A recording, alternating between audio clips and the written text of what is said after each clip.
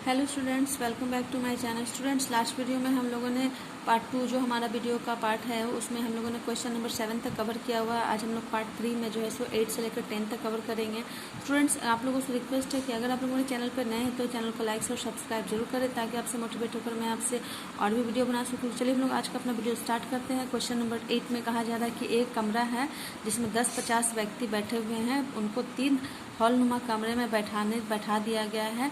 तो प्रत्येक हॉलनुमा कमरे में कितने लोग बैठेंगे? ठीक है, सबसे पहले तो हम लोगों को यहाँ पर लिखना है कुल व्यक्ति हमारा 10-50 यानी 1050 है। 3 कमरे में बैठने का अनुपात हमारा है 11:3:3.1/2 है। पहले इस बटे को हम लोगों ने यहाँ पे सॉल्व कर लिया है और 11 अनुपात जैसे का तैसे है।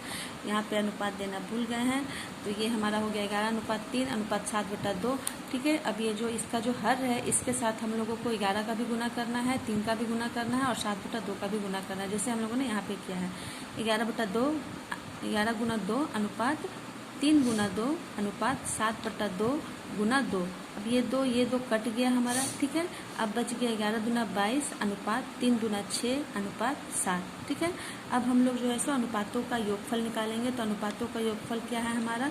हम लोगों का अनुपात कौन सा है? ये 22 है, 6 है और 7 है। ठीक है, तो 22, 6, 7 का योगफल हमारा हुआ 35 हुआ। अब हम लोगों को निकालना ये है कि पहले कमरे में बैठे लोगों को क्या करना है। ये जो 22 है हमारा, उसमें ये जो 35 है तो 22/35 गुने 10-50 कर देना है। ठीक है, तो 5 7 35 और 5 गुना 10, 5 एकम 5 और ये जो 0 का 0, फिर 7 से हम लोगों ने काट दिया है इसको 30 बार में। ठीक है, तो अब 22 गुना 30 ऊपर गुना हो जाएगा जो हमारा 660 आएगा। ये हमारा पहला आंसर हो गया है। उसी प्रकार से दूसरे कमरे में बैठा लोग के लिए भी हम लोगों को करना है। तो दूसरा अनुपात हमारा क्या है? 6 है। 6 और इसको हम लोगों को हर में रखना है, यानी कि 6/35 गुना कुल हम लोगों का 10-50। तो फिर से काट देना है 5 7 35 और इसको हम लोगों को 7 से काट देना है जाकर के 30 बार में। ठीक है, तो ये हमारा ऊपर गुना हो जाएगा।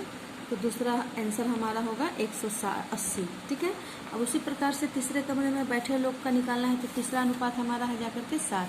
तो 7/35 गुने 10-50, फिर हम लोगों को 7 से काट देना है 30 बार में, ऊपर गुना 7 या 21 यानी कि 210 है। ठीक है, चलिए हम लोग नेक्स्ट क्वेश्चन नंबर 9 करते हैं। क्वेश्चन नंबर 9 में कहा जा रहा है कि 12,100 रुपये को मधु, मानस, कुंतल और इंद्र के बीच में 2:3:4:2 में बांट दिया जाए, किसको कितना रुपए मिलेगा? चलिए स्टार्ट करते हैं। तो कुल रकम हमारा कितना है? 12,100 रुपये है। मधु, मानस, कुंतल एवं इंद्र के रकम का अनुपात। तो देखिए, मधु मतलब कि 2 है, मानस मतलब 3 अनुपात है, कुंतल का 4 है और इंद्र का 2 है। ठीक है, तो मधु के रकम का अनुपातिक भाग निकालेंगे। मधु का कितना है? 2 बटा और सभी का इसका अनुपातिक जोड़ करेंगे, यानी कि 2 जोड़ 3 जोड़ 4 जोड़ 2, यानी कि कितना आ गया? 2/11 आ गया। ठीक है, उसी प्रकार से फिर मानस का भी करेंगे। मानस का कितना है? मानस का 3 है, तो ऊपर में 3 रहेगा, बाकी सभी अनुपातों का योग हमारा हो जाएगा 3/11। उसी प्रकार से कुंतल का भी निकालेंगे। कुंतल का कितना है? 4 है, तो 4 बटा फिर टोटल हम लोगों का यानी कि 4 बटा, यहाँ पे मैंने सबका नहीं किया है, इसे शॉर्टकट में आपको 4/11 दिखा दिए। ठीक है, अब इंद्र का भी उसी प्रकार से निकालेंगे। इंद्र का हमारा 2 है, तो 2 बटा जो हम लोगों का अनुपातों का योग आया था ये 11। ठीक है, अब हम लोगों को देखना है, चूँकि कुल रकम हमारा 12,100 रुपया है, तो मधु को कितना मिलेगा? तो मधु का कितना था अनुपात? 2 था, तो 2/11 जो हम लोगों का अनुपातों का योग था गुना कुल रकम। ठीक है, अब 11 से 11 एक बार में 21 बार में 11 को 11 बार से काटेंगे तो 1 से 21 हमारा आ जाएगा। ठीक है, और ये 209 पर बैठा देंगे। अब ये दोनों गुना होकर के 2200 रुपया हो गया, पहला आंसर हो गया। उसी प्रकार से मानस को हमारा मिलेगा। मानस का अनुपात 3 था, तो हर हमारा आया था कुल अनुपातों का योग 11, यानी कि 3/11 गुना फिर हमारा टोटल, और ये 11 से 11 बार में कट गया और ऊपर गुना होकर के 3300 रुपया होगा। उसी प्रकार से कुंतल का भी करेंगे। वो कुंतल का 4 था। आप देख सकते हैं कि सेम प्रोसेस में उसी प्रकार से किया गया, बहुत ही इजी तरीके से है, आपको डरने की कोई ज़रूरत नहीं है, बहुत ही आसान तरीके से। अगर आप लोगों को कोई प्रॉब्लम होती है तो प्लीज़ कमेंट बॉक्स में ज़रूर कमेंट करें। नेक्स्ट क्वेश्चन है हमारा क्वेश्चन नंबर 10।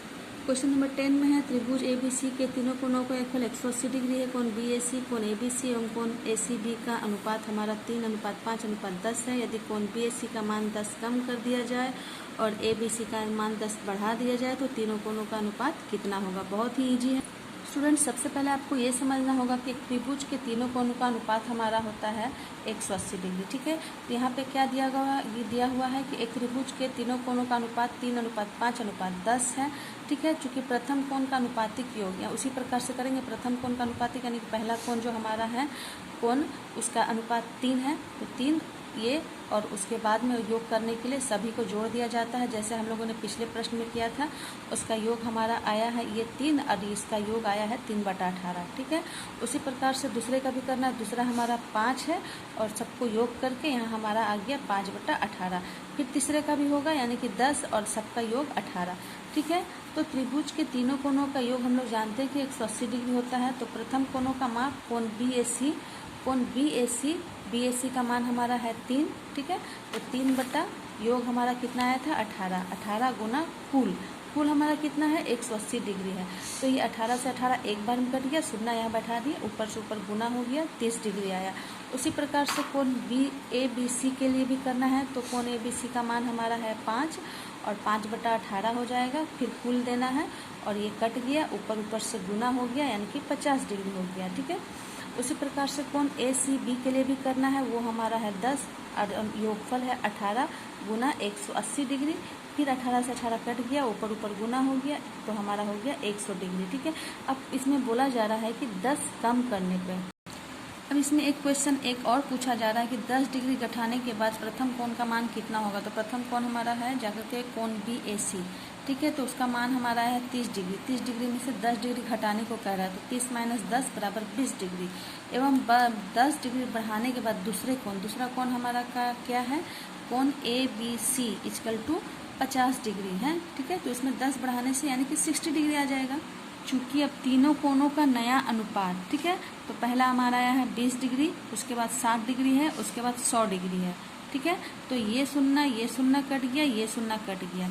फिर हम लोगों ने यहाँ पे लिखा 2:6:10। अब ये 2 एकम 2, 2 तिया 6 और 2 पचे 5, 2 पचे 10। तो नया अनुपात हमारा हो गया 1:3:5। स्टूडेंट्स, आशा करती हूँ कि आपको ये वीडियो ज़रूर समझ में आया होगा, और अगर आपको समझ में आया है तो मेरे चैनल को लाइक, शेयर और सब्सक्राइब ज़रूर करें, ताकि मैं और भी वीडियो बना सकूँ। तो स्टूडेंट्स, मिलते हैं हम लोग नए वीडियो में नए प्रॉब्लम के सॉल्यूशन के साथ में। Thank you friends.